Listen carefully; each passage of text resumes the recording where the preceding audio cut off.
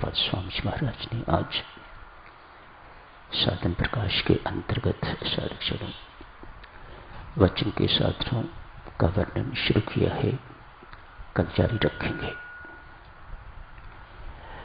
साधना की नितांत आवश्यकता है देवी सज्जनों हमारे जीवन में, तभी साधक कहला सकेंगे। साधक वह जो साधना रत रहता है,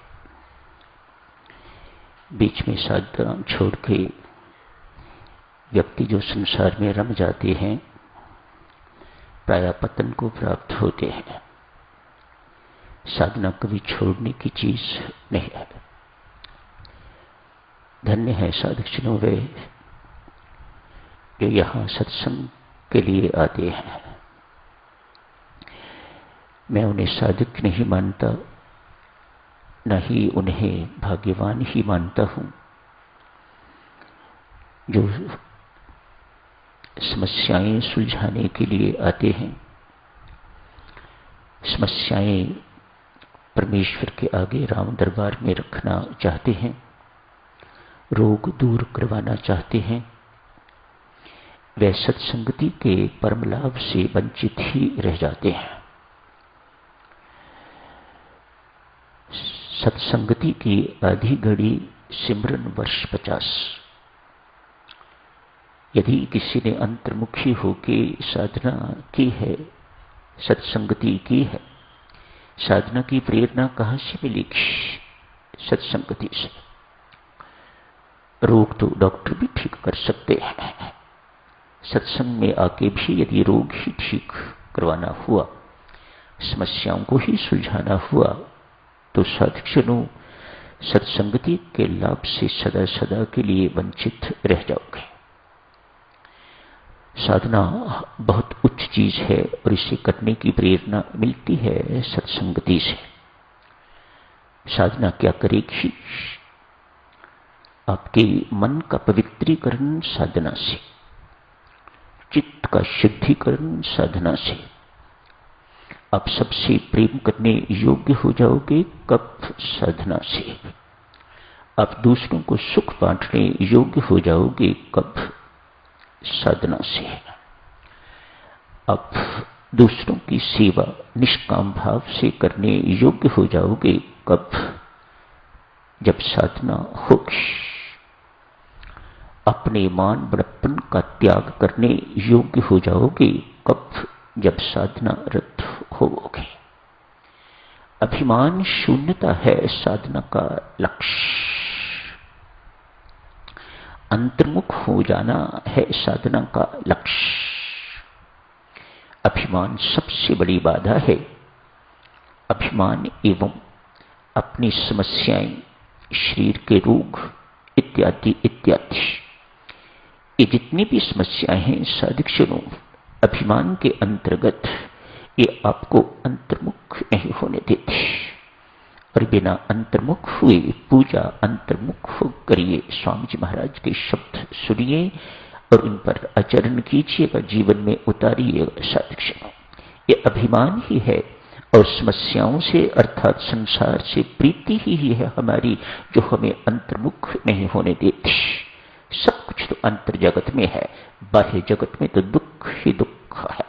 ये आप सब इस बात को मानते हो, जानते हो, लेकिन छूटता नहीं है ये सब कुछ। एक किसी जिज्ञासु ने किसी संत महात्मा से अर्ज की, महाराज धीराज, दिव्यानंद प्राप्ति, परम शांति की प्राप्ति, परम सुख की प्राप्ति का सुगमतम साधन बताइएगा। कहावत, अमुक जंगल में एक तालाब है, उस तालाब में एक मगरमच्छ रहता है, उससे जाके ये प्रश्न पूछो तो वह तुम्हें उत्तर देगा कि ये परम शांति किस प्रकार से प्राप्त हो सकती है, ये परमानंद की प्राप्ति कैसे प्राप्त हो सकती है। व्यक्ति वहां चला गया है, जाके तालाब के किनारे खड़े होके हाथ जोड़ के मगरमच्छ से मानो जानता है मुझे कुछ पाना है, कुछ सीखना है, तो किस प्रकार से सीखना होगा? आंखें दिखा के नहीं, नम्र बन के। ये नम्रता कहां से मिलेगी? साधकजनों, साधना से। अभिमान दूर होगा तो विनम्रता आएगी, आपको झुकना आएगा। कब? जब साधना होगी तब। अतएव बहुत झुक के प्रणाम किया है मगरमच्छ को, काम उनसे। अतएव किसी से भी काम लेना है तो आपको विनम्र बनना होगा। किसी से भी कुछ सीखना है तो विनम्रता ही आपको सिखा सकेगी। झुकना सीखिए, ये साधना सिखाती है। जो हाथ जोड़ के प्रणाम करके कहा, मगरमच्छ जी, मुझे मेरे गुरु महाराज ने, अमुक संत ने भेजा है आपके पास, मेहरबानी करके मुझे परमानंद प्राप्ति का साधन बताइएगा।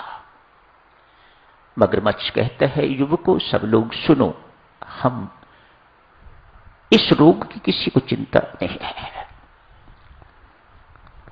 जिगर में कोई तकलीफ हो गई है, लिवर की कोई इन्फेक्शन हो गई है, जॉन्डिस हो गई है, सिर दर्द हो गई है, या यूं कहिएगा ब्रेस्ट का कैंसर हो गया है, या कहिएगा कोई लंग की इन्फेक्शन हो गई है, इन रोगों की तो बहुत चिंता है। कोई जगह नहीं छोड़ते, कोई अस्पताल नहीं छोड़ते। आप अफोर्ड कर सकते हो, नहीं कर सकते, वहीं आप पहुंचने की कोशिश करते हो।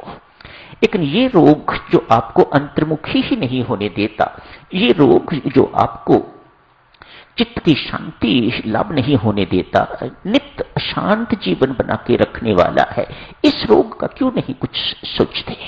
ये रोग कैसे दूर होगा? तनिक सोचो, विचार करो, ये रोग कैसे दूर होगा? इस रोग, एकाकी रोग को यदि व्यक्ति शमन कर देता है, ये रोग दूर हो जाता है, तो परम शांति उसकी मुट्ठी में होगी। हर वक्त वह परमानंदित रहेगा, हर जगह परमानंदित रहेगा। कोई उसे अशांत करने वाला नहीं इस संसार में, अशांति भी उसे अशांत नहीं कर सकेगी। वह इस प्रकार का हो जाया करता है। तो इस रोग को दूर करने के लिए क्यों चेष्टा नहीं करते? इस रोग को दूर करने के लिए क्यों सत्संग में नहीं बैठते? क्यों परमात्मा से याचना नहीं करते? परमात्मा, ये रोग दूर कर हमारा, ये जन्म जन्मांतर से हमारे पीछे पड़ा हुआ है, ये तो शरीर के साथ ही मर जाएगा। कैंसर हुआ है, शरीर के साथ ही मर जाएगा। ब्रेन का ट्यूमर हुआ है, शरीर के साथ ही मर जाएगा। लेकिन अभिमान तो युगों युगांतरों से आपके साथ आ रहा है। चित्त की मलिनता, मन की मलिनता तो न जाने कितने जन्मों से हमारे साथ आ रही है। उस रोग का आदमी क्या कर रहा है? साधक हो, अतएव इन रोगों की सोचो, इन रोगों को दूर किस